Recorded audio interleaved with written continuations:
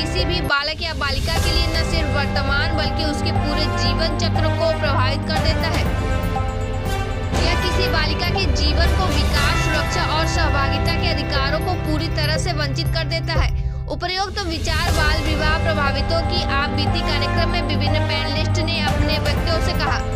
विभिन्न आयु वर्ग की 11 महिलाओं व बालिकाओं ने अपनी अपनी आप बीती में कम उम्र में हुए विवाह से उनके जीवन में हुई दुश्वारियों पर अपना दर्द बयां किया। अमरपुर बटलोइया की फिरोजा, दानियालपुर की चांदनी, राजा तालाब की प्रीति, मुनारी की पूनम आदि ने कम उम्र में विवाह, 18 वर्ष से पहले बच्चे, पति और ससुराल की प्रताड़ना और उनसे उत्पन्न दुश्वारियों की चर्चा की।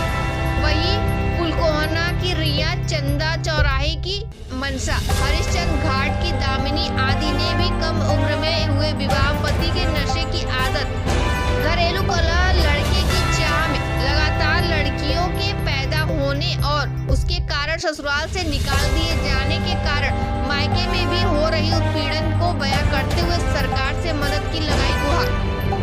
वही रोल मॉडल के रूप में उपस्थित संध्या ने बाल विवाह के दंश से उबरकर पुनः अपने पैरों पर खड़े होने और अन्य को भी राह दिखाने की बात रखी। कार्यक्रम की संयोजक डॉक्टर रोली सिंह ने प्रत्येक केसेस के बारे में विस्तार से बताते हुए प्रत्येक मामलों में अब तक की कार्रवाइयों को उनकी प्रत्याशाओं से पैनलिस्ट को अवगत कराया। Doctor Shambhunath Singh research foundation द्वारा अपनी सहयोगी संध्या चाइल्ड्स राइट्स एंड यू तथा महिला कल्याण विभाग वाराणसी के सहयोग से पांडेपुर स्थित वन स्टॉप सेंटर में आयोजित इस कार्यक्रम में राज्य बाल अधिकार आयोग, डालसा, पुलिस, महिला कल्याण व अकादमिक क्षेत्र के पैनलिस्ट ने उत्पीड़न तथा बाल विवाह पीड़िताओं की आपबीती सुनकर उस पर अपने विचार व्यक्त किए। प्रथम पैनलिस्ट राज्य बाल अधिकार संरक्षण आयोग की सदस्य निर्मला सिंह पटेल ने कहा कि बाल विवाह बालक के पूरे जीवन को प्रभावित करता है, अतः हम सभी का कर्तव्य है कि अपने समाज में घटित हो रहे इस कुप्रथा को नजर रखते हुए इसे जड़ से समाप्त करें। अयोध्या के एक अन्य सदस्य इंजी अशोक यादव ने भी बाल विवाह की रोकथाम के लिए देश, प्रदेश और आयोग की प्रतिबद्धता को दोहराते हुए कहा कि हम सभी का यह कर्तव्य है कि कोई भी बच्चा बाल विवाह के दुष्चक्र में ना फंसे। अपर जिला जज एवं जिला विधिक सेवा प्राधिकरण के सचिव प्रमोद कुमार गिरी ने कहा कि कोई भी बाल विवाह से पीड़ित बालक बालिका अपने विवाह को शून्य कराने तथा बाल विवाह से उत्पन्न बच्चों के भरण पोषण के लिए डालसा से निःशुल्क विधिक सहायता प्राप्त कर सकता है और अन्य प्रस्तुत मामलों में भी डालसा द्वारा उसकी पूरी सहायता की जाएगी। वाराणसी पुलिस कमिश्नरेट के सहायक पुलिस आयुक्त प्रियशी पाल ने कहा कि वाराणसी पुलिस अपने महिला आरक्षियों के माध्यम से प्रत्येक थाने पर महिला हेल्प डेस्क संचालित कर रही है। उन्हें यह जिम्मेदारी दी जाएगी कि गश्त के दौरान ऐसे मामलों पर नजर रखें और उन पर थानों में तैनात बाल कल्याण पुलिस अधिकारियों के माध्यम से तत्काल हस्तक्षेप करें। महात्मा गांधी काशी विद्यापीठ समाज कार्य विभाग की प्रोफेसर डॉक्टर निमिषा गुप्ता ने कहा कि बाल विवाह एक सामाजिक समस्या है जिसे सिर्फ कानून के माध्यम से ही नहीं बल्कि समाज विशेषकर महिलाओं, बालिकाओं को शिक्षित और समृद्ध बनाकर जागरूकता और संवेदनशीलता के माध्यम से समाप्त किया जा सकता है और आज का आयोजन इस दिशा में एक महत्वपूर्ण कड़ी है। महिला कल्याण विभाग वाराणसी मंडल के उप निदेशक तथा वाराणसी के जिला प्रोबेशन सब बाल विवाह प्रसिद्ध अधिकार सुधाकर शरण पांडे ने कहा कि मंडल के बाल विवाह की घटनाओं पर कड़ी नजर है और मिशन वात्सल के अंतर्गत प्रत्येक गांव व शहरी वार्डों में बाल संरक्षण समितियों का गठन कराकर इस पर कड़ी निगरानी रखी जाएगी और अब तक जो मामले घटित हो चुके हैं उन्हें विभिन्न योजनाओं के तहत यथासंभव राहत पहुंचाने का कार्य किया जाएगा।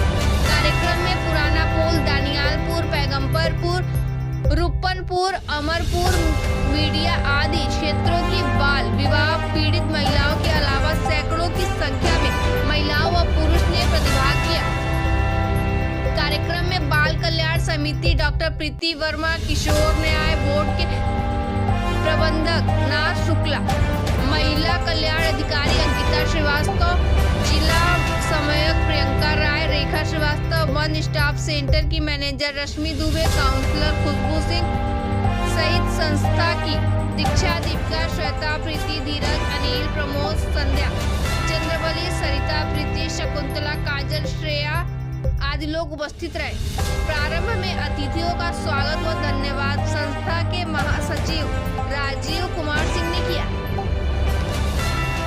कि आप देख रहे हैं और ये हिम्मत के साथ कह सकती है कि शारीरिक दुर्बलता, मानसिक दुर्बलता का दुरुपयोग समुदाय के लोग कैसे करते हैं यौन शोषण के रूप में। और ये जो यौनिक उत्पीड़न करने वाले लोग होते हैं उनकी नजर बहसी होती है। वो ये नहीं देखते हैं कि वो धर्म कौन सा है, क्लास, कास्ट, ये सब नहीं देखते हैं। तो बच्ची के साथ क्या हुआ, कैसे वो बेहतर हो, वो देखे वो क्या कह सकती है। शेष उसकी बहन भी आई है, फिर हम कुछ अगर आपको जरूरत होगी तो स्पष्ट करेंगे।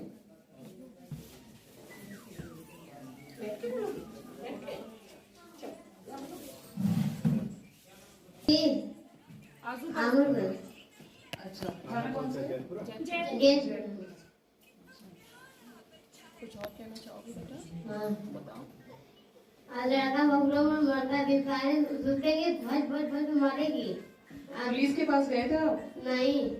कंप्लेंट लिखवाई? नहीं। पुलिस के लगे कबो बैल ले लो नहीं। शिकायत करे नहीं। तो जब जइबो ना तो कैसे तो सुनवाई हुई? तो आप इनकी माता जी हैं, तो आप थाने पे लेके नहीं गई इनको? थाने पे लेके, ठीक है, वहाँ पे जो भी SHO है, ठीक है, उनसे जाके बात कीजिए और मैं इसमें लिख भी दूंगी, ठीक है, वो कार्यवाही करेंगे। आप कंप्लेंट लिखवाइए, वहाँ पे मारने का हक नहीं है, ठीक है। और फिर आपको लड़ना पड़ेगा ना, आप अपने लिए लड़ेंगे तभी तो कुछ होगा, ठीक है। ऊपर से आपकी उम्र कम थी, उस पर पॉक्सो लग जाएगा, ठीक है, क्योंकि आपको बच्चा भी हो गया है, तो वो तो लंबा खींचेगा फिर। तो इसमें दो चीजें हैं, तो या तो फिर वो आपको शराबत से रख लेगा, नहीं तो वो खींचेगा अंदर। 20 साल की सजा होगी उसको, ठीक।